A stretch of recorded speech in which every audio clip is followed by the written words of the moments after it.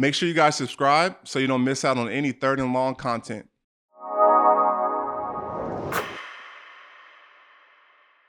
I want to send a huge shout out to Verizon, our new presenting sponsor. Third and Long is now powered by Verizon.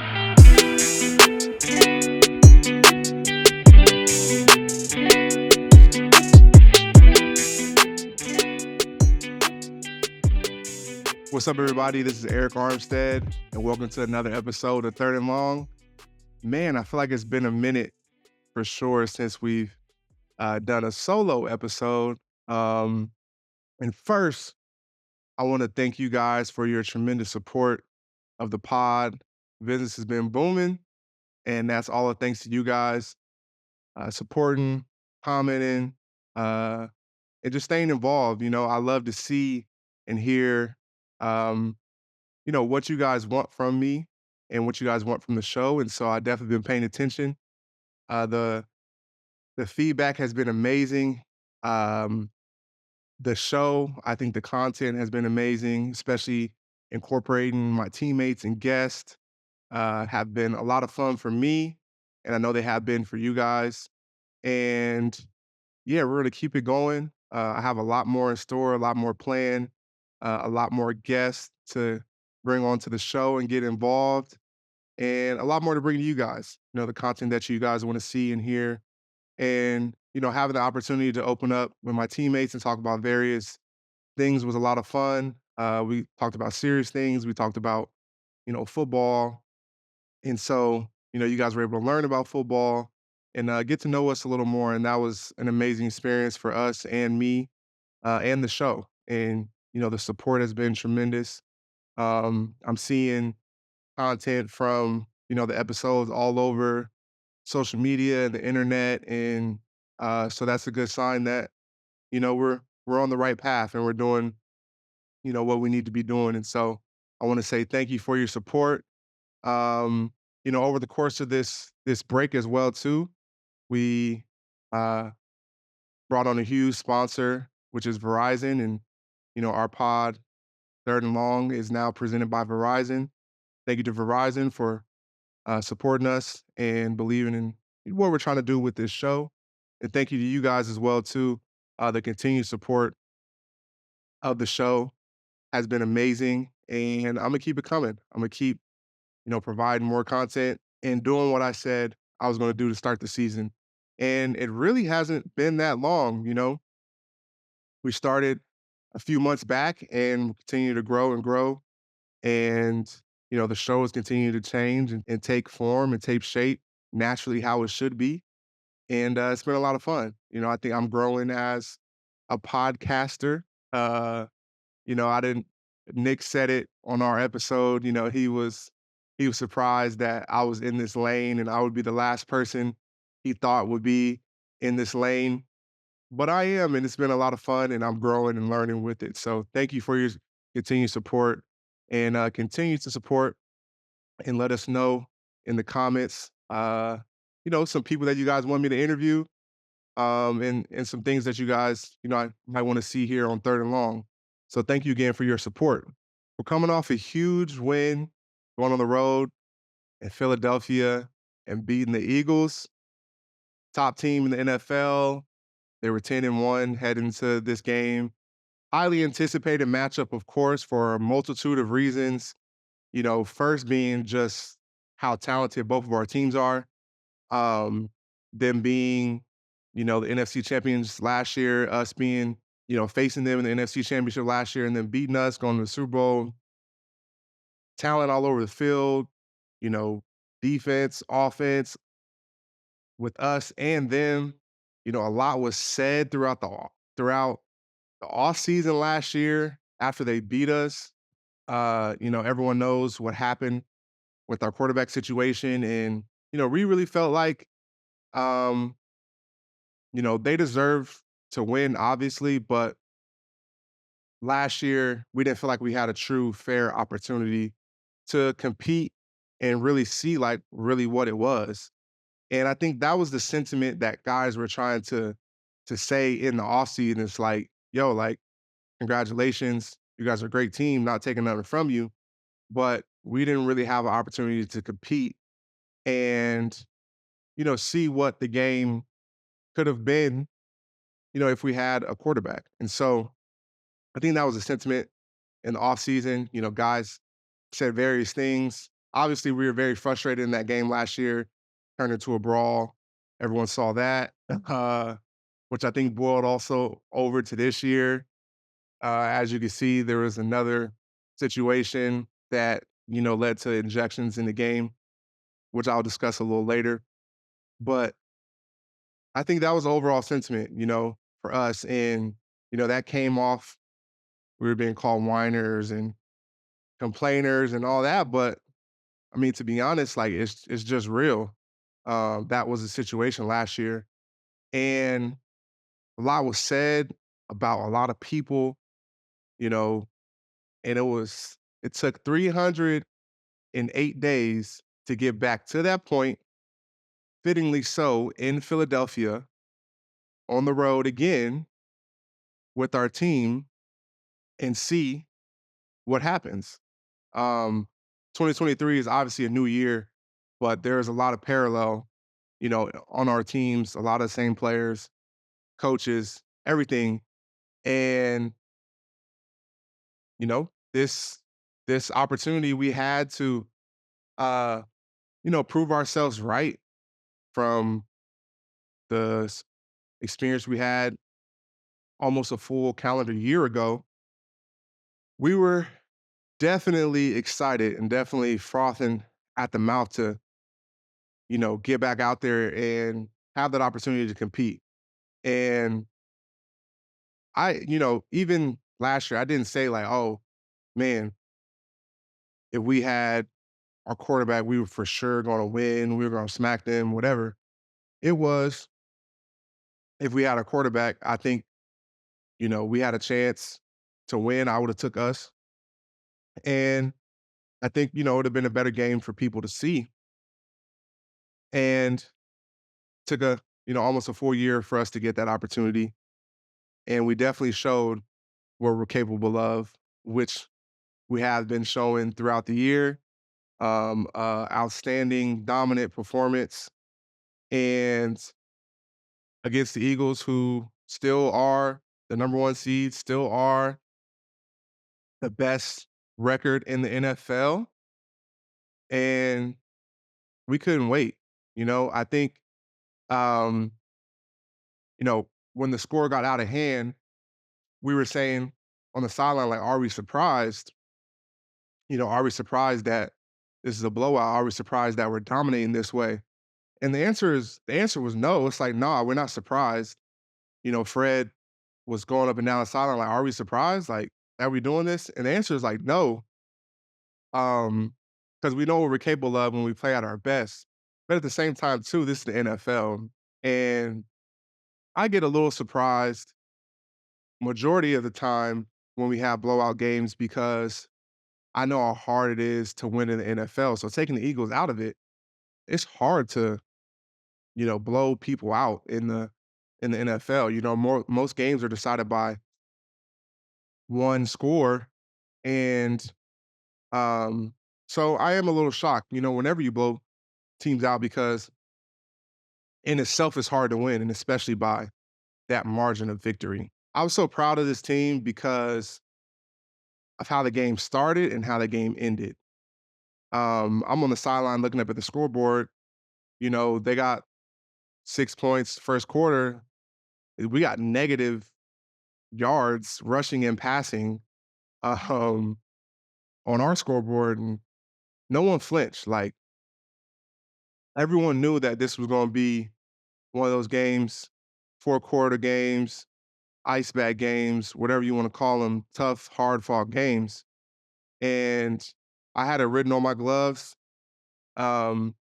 pregame. I talked to my sports psychologist and like what was my mindset going into the game. And, going into the game against a team like this, it's a fourth quarter game, you know, play to the last whistle. Um, Whatever you can do, no matter how it's going, they may get some, they may score, but you keep on fighting, keep on playing. And if you do that and we execute and you look up, you're gonna like the result you see. And that's exactly what happened. First quarter didn't start off well. They looked like we couldn't looked like we couldn't stop nothing on offense. I'm sorry, looked like we couldn't stop anything on defense. They were moving the ball on us. Played great in the red zone, but and then on offense, we couldn't get anything going. Guys were negatives, penalties. I'm like, dang, what's kinda going on? But on our sideline on defense, when that's happening, our mindset and our mentality, we saying to each other like, okay, the game gonna be on us. This is what's gonna come down to.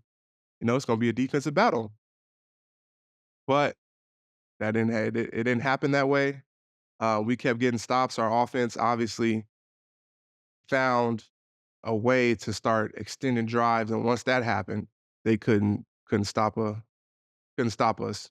And I really feel, that's the type of game it was going to be, especially for our offense versus their defense, was wearing them down, getting to the second level, extending drives, forcing them to tackle, and I think over the course of the game, they couldn't handle that, and that's really was what it was about.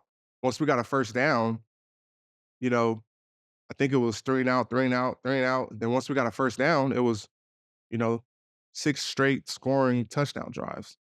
And so wearing the team down, um, and then hitting them with the explosives was amazing to see, for our offense. Um, and, being on defense on the sideline, we're cheering, going crazy. I was mic'd up this game, so I'm sure y'all can check that out and see. I'm sure the 49ers are gonna post it, and y'all can see how hard we were celebrating for our offense, out there when they were making big plays. Debo looked crazy. He talked his talk, and then he walked it, uh, all off season, and they couldn't stop that boy. 138 yards, 3 tugs. Couldn't tackle him. He was doing whatever he wanted out there. Purdy, number 1 in the MVP race right now to me. Christian McCaffrey did what he did.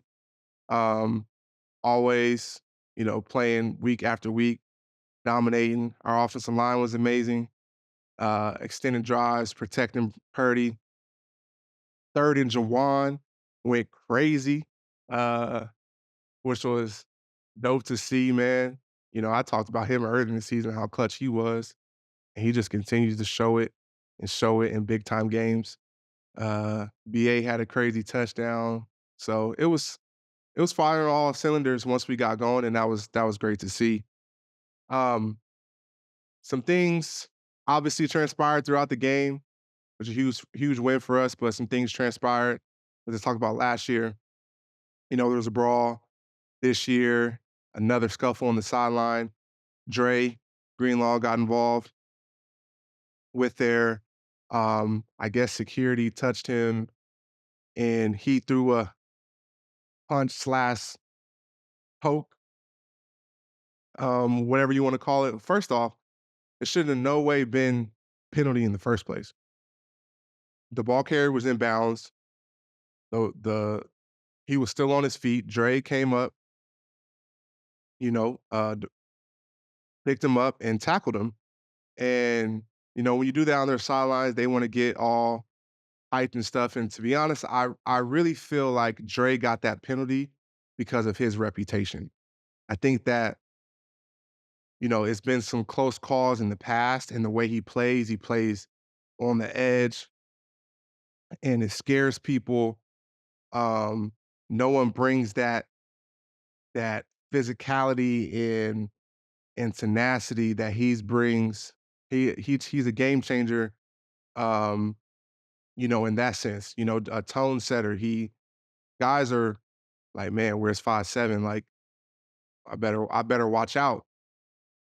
And he gets the same reputation with the refs too. And so, you know, I think the refs were a little quick on their call on personal foul that, ignited their sideline. And then, they're trying to protect their player, which is understood. And scuffle ensues, heated emotions, big game.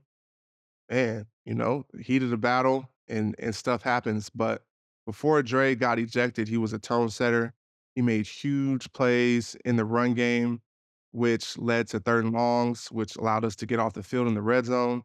He was amazing. He was flying around, and definitely proud of the guys who stepped up for him in his absence and got some burn. Oren Burke stepped in, uh, played tremendous for us. Demetrius Flanagan Fowl stepped in, played tremendous for us. So that was great to see in that moment, which was a huge momentum shift. Penalty, put them on the goal line. The infamous tush push comes up, boom, we stuff it. They run it again, and they get in the end zone. But could have been a huge momentum shift. But what did our offense do? They answered. We're right down the field, score a touchdown, took the momentum right back and never gave it back. Really, is this the best team I've been on? I definitely think it's the best team I've been on, from top to bottom, completeness, offense, defense, special teams, playmakers, talent, coaching, culture. Um, Definitely the best team I've been on.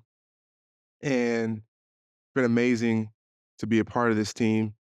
And I'm definitely blessed, grateful, and fortunate for the opportunity to come to work, be around these guys, and continue this journey that we started. We're all like-minded guys with one huge goal in mind, and we're all anxious and doing everything we can to achieve that goal. And so it's been a lot of fun to be around these coaches and be around these players and continue this journey. The vibe on the flight back home was lit, man. First, I was like, dang. You get on the plane, you get in your seat, you click the little they put, they I'm fortunate enough to have like a first class kind of lay down seat on the plane. We fly United, so the overnight kind of lay down bed seats, and first thing you do, you get in your seat, get your food, then you click the little plane icon, and that tells you your flight plan.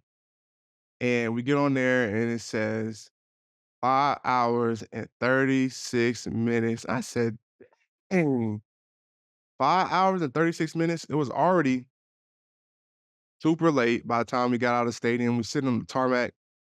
And so I saw that and I was like, dang, this could be a whole lot worse if we would have took a L, man. This flight, it's 5.5 hours would have hurt. But it didn't. The flight was lit. We had a bunch of fun, a bunch of great conversations going around. And on the flights back home, guys all treat them differently. Some guys like to get sleep. I don't really sleep much like after games. I try to, in theory, I want to. Like, we have 5.5 hours. I was like, all right, I'm gonna try to sleep. Couldn't fall asleep because I knew like I was gonna get home late, and then my daughters are gonna wake me up at 7 a.m. So I'm like, man, I better sleep on this plane. And I was really excited to see my daughters. I didn't want to be tired, when they woke me up, but I didn't sleep at all. We had a ball, we had fun. We get the iPads out, we watch the film, guys have conversations, what they're looking at and stuff. Coaches walk back there, talk about the game, you know, congratulate, um, have a few drinks. Uh, I'm snacking typically. I got my go-to snacks after. I gotta get a couple cookies in, and see what's on the menu on the plane. And then we have fun, man. You know, we hang out, have conversations, and just those are the memories that you're gonna remember after you're done playing. You're gonna remember the plane rides. You're gonna remember the locker room. Those type of experiences, especially in like a big game. Like that versus the Eagles. So definitely was a fun plane ride back home. How do we stay locked in? After a big win like this. I go back to the last time we had like a huge win like this. I would say it was versus the Dallas Cowboys, and we know what happened after that. And so I think it's a new new part of the season, obviously. December is where you wanna be playing your best ball, playoff implications, um, and so I don't see us getting complacent. This is the time where you rev up, you get better, next game mentality. Yeah, Eagles, huge win. Enjoy it. Plane ride. Monday, Tuesday, watch the film. Enjoy it. Then Wednesday, we got practice. You got to flip the script. Um, this league doesn't care about what you did the week before. You got to go do it again. We have a division rival coming into our house in the Seattle Seahawks who, I feel like this is their game. This is their game where they're like, all right, guys, this is it. If we don't get this done, our season's over with. Um, let's go all in. This is a must win. We got to get this done. And so I think that'll be their mentality. And what's our mentality?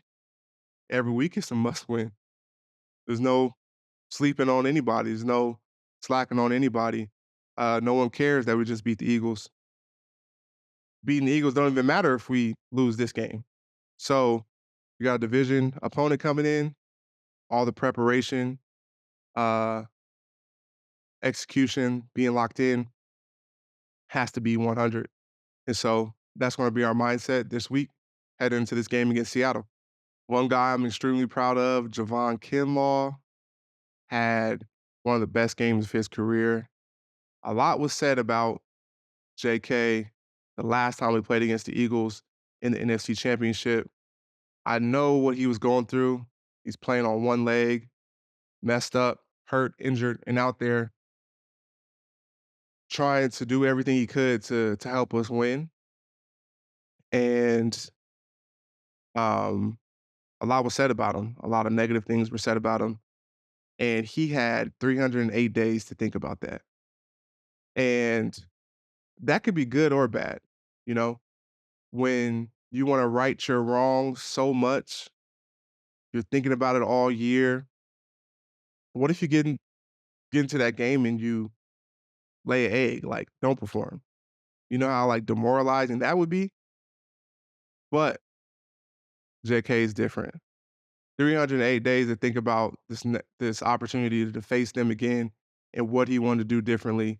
And this man had 2 sacks, 4 tackles, played huge, one of the best games of his career, and he talked about it, throughout the year, like, "Man, I can't wait to play these boys again. I can't wait to play these boys again."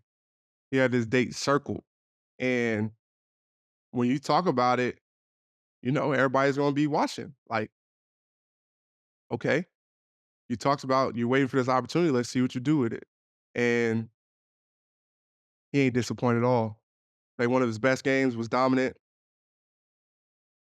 physical, violent, played with great effort, a real reason why we won that game, and, I'm super proud of him, and I'm telling y'all, telling everyone, put some respect on his name because he's gonna be one of the best defensive linemen in this league when it's all said and done, and he gets that full opportunity to show what he can do, and I can't wait to see it. Pro Bowl voting just started last week, and, the Pro Bowl is obviously, a huge thing, has been in the NFL for years, really honoring the best of the best in the NFL.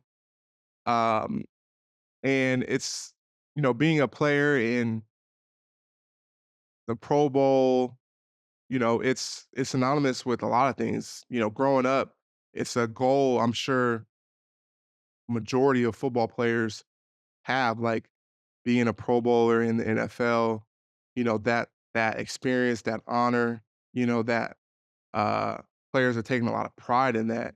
And, I think the Pro Bowl is an amazing thing, um, because you get to put in all that work.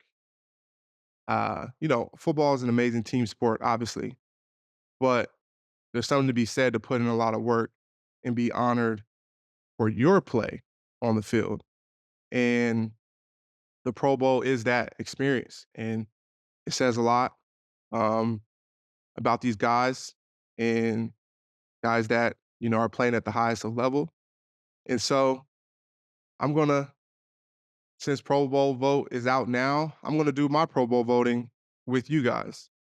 And so I'm gonna go through offense and defensive linemen. It's week 13. And at week 13, I'm gonna go through and see, who I think is deserving of the Pro Bowl, who would get my vote on the offensive defensive line. And so let's get started. I'm looking at the defensive ends category, and the defensive ends have been getting to it this year. Like defensive ends have been going crazy. They've been balling. Khalil Mack leads the league in sacks with 15, who he's got to be a lock for the Pro Bowl. Um, a guy who, people started to write off a little bit. I feel like for whatever reason, and has just exploded, found a fountain of youth, and just exploded back on the scene. Has been dominant all year. 15 sacks. Myles Garrett for sure, I think is a lock. He's also, I think, in the defensive player of the year conversation. He's going crazy, 13 sacks. Max Crosby, I think, for sure in that AFC. AFC, man, is tough right now. Like they got some guys really getting to it. Max Crosby, 11 and a half sacks, going crazy. Not just the sacks too. He's all around player. Trey Hendrickson, Mister Productive, reliable, going to consistently give you great numbers and great play out there on the edge. Leonard Floyd's made a resurgence, 9.5 sacks out there in Buffalo in the absence of Von Miller. Uh, he's been going crazy. Some guys, you know, so looking at this list, I'm gonna look through it and some guys that I would vote for sure. I think Khalil Mack, Myles Garrett, Max Crosby, Hendrickson. Um, I think Leonard Floyd has been having an amazing year. And there's some guys who aren't like those 100% gonna make it names that are having great years. I think Nick Bosa is a lock for the Pro Bowl. Been having a tremendous season. Um, Going crazy. I see it on the daily. And so those guys, and there's some names guys who people might not know as much that are like some real ballers. Like Samson Ebukon's having a crazy year. I will vote for him. He's playing amazing. 8 sacks.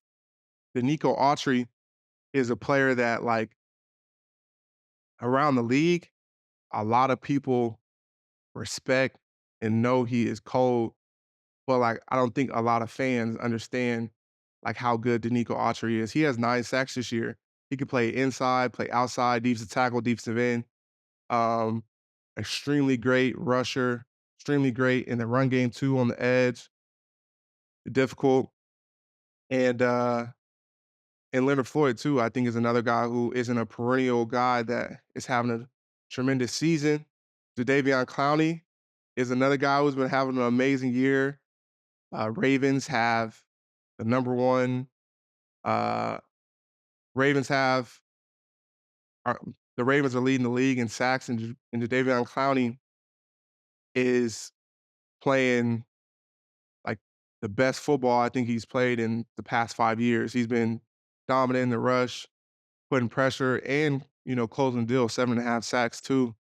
Um, my other teammate, uh, Chase Young, I definitely think is in the hunt for the Pro Bowl as well too. Started in Washington, coming over here to San Fran, continuing what he's been doing in Washington. 6.5 sacks thus far, just getting started with us, and he's definitely playing at a Pro Bowl level as well too. And so I'm excited to see how this year finishes up. These past or these next 5 weeks and how guys finish up, but I think there's some definite locks already, and there's some guys at the defensive end position that you know, aren't your typical names that I think people should really go look and see what they're doing and really consider voting for them because they're really having tremendous seasons. And um, it's not always good to just vote for names. You know, you gotta really look at who deserves it year by year. And so take a little time, go look these guys up. Leonard Floyd, Danico Autry, Samson Ebukon, Tavion Clowney, it's going crazy. Um, so yeah, look up some of those names and see what they've been doing this year. Over to the D tackle position, which where I'm at, you know. Um, inside guys, man, there's a lot of great defensive tackles in the NFL. A lot of guys playing at extremely high level. You know, back in the day, defensive tackle, we were known for run stuffers and, you know, not much recognition. But the defensive tackle position is changing, and you can see that in the contracts.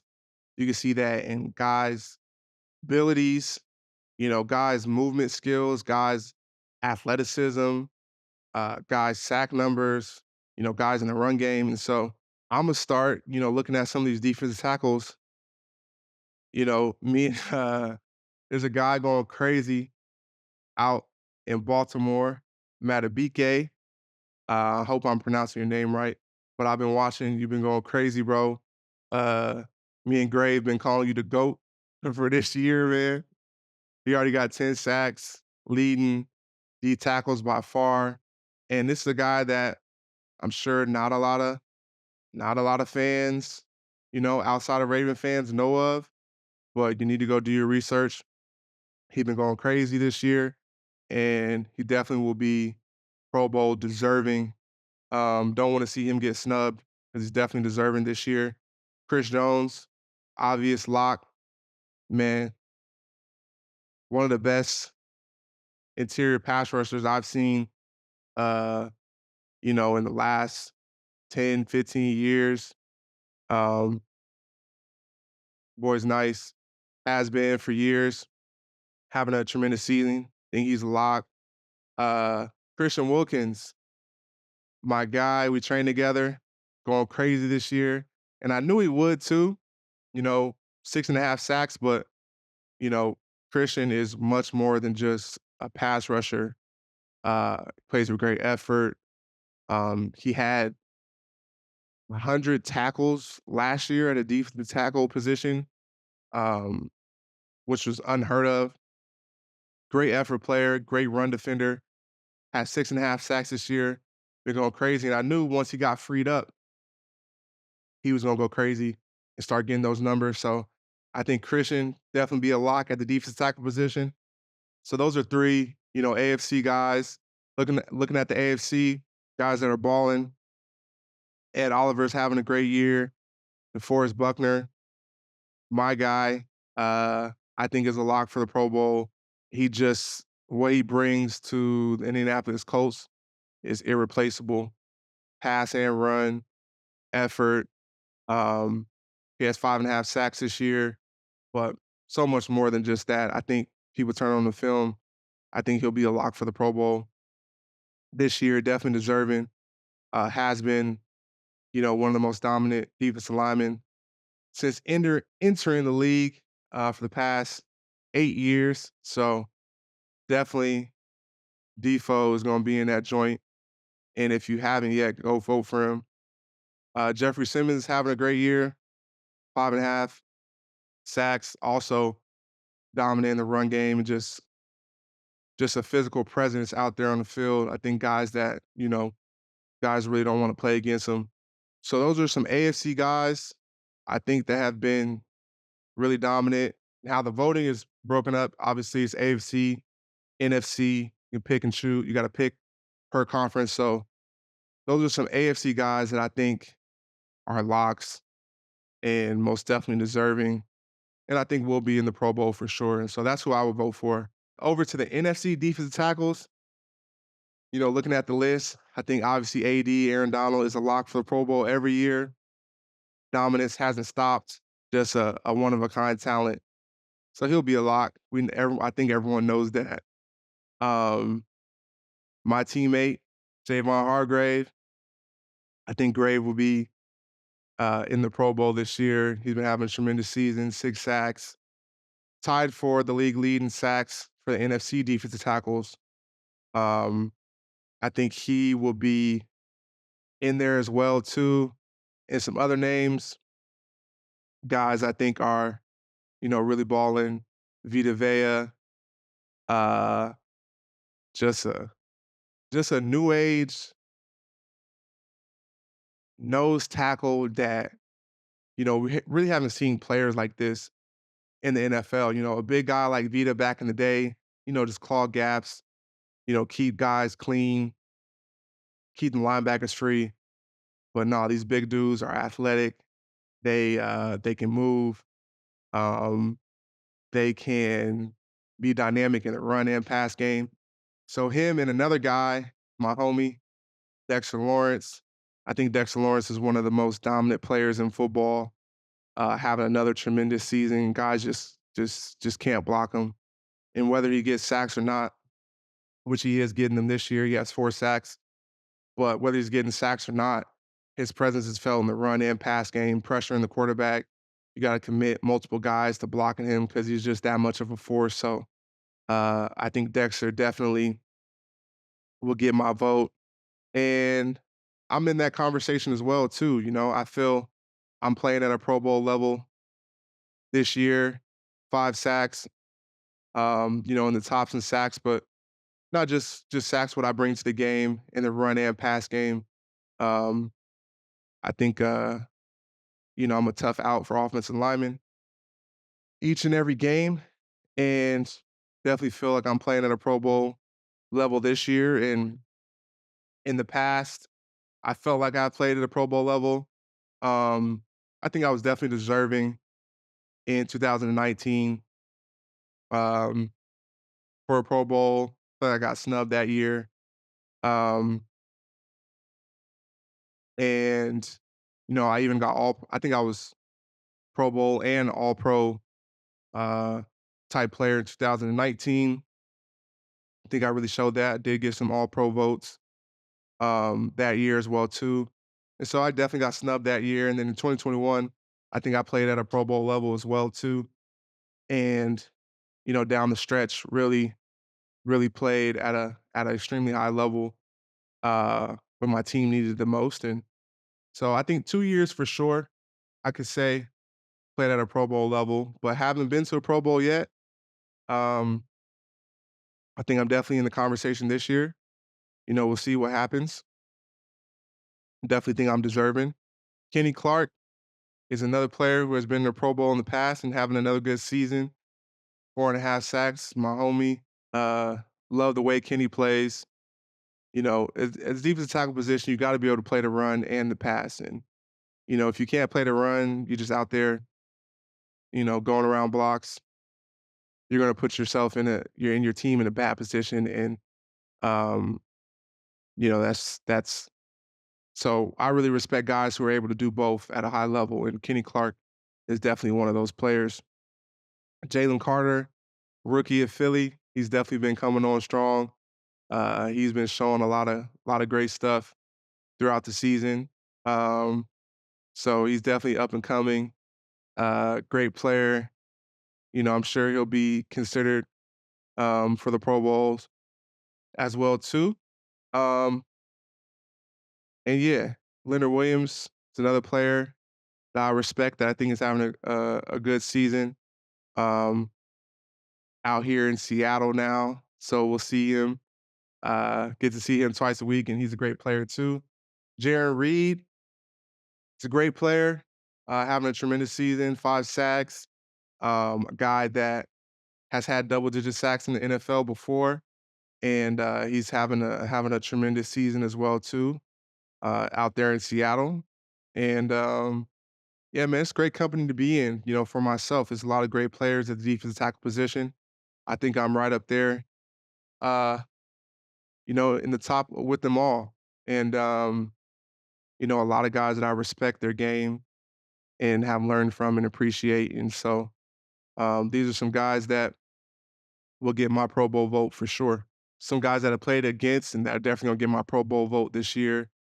Starting with the Cowboys, I think the Cowboys have 3 Pro Bowlers over there uh, on the offensive line. Tremendous respect for Zach Martin, one of the best guards, I played against in my career. Um, Still doing it at a high level. A lot of respect for him. Love playing against him. Brings the best out of me. I feel like I got to be on my A game. I think he's a lock for the Pro Bowl. Their other guard too, Trey Smith, tremendous player, young player, second year in the league.